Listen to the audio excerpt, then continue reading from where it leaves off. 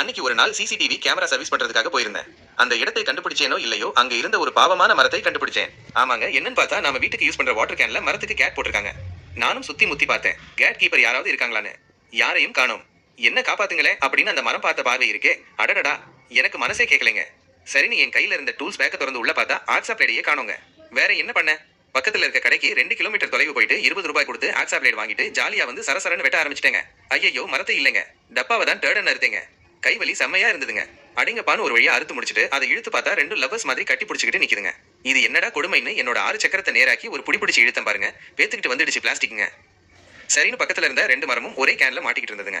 சரி, அதையும் கட் பண்ணி அந்த மரத்தையும் ஃப்ரீ பண்ணி ஒரு பெருமூச்சு விட்டு வரட்டா மரமே புரின்னு சொல்லிட்டு நான் கிளம்பிட்டேங்க. இது போல மரம் கன்று நடுறவங்க இந்த மாதிரி செய்யாம அது கொஞ்சம் வளர்ந்துடுச்சுன்னா அதை கண்டிப்பா எடுத்துடுங்க. இல்லனா மரத்துக்கு ரொம்ப ஆபத்து.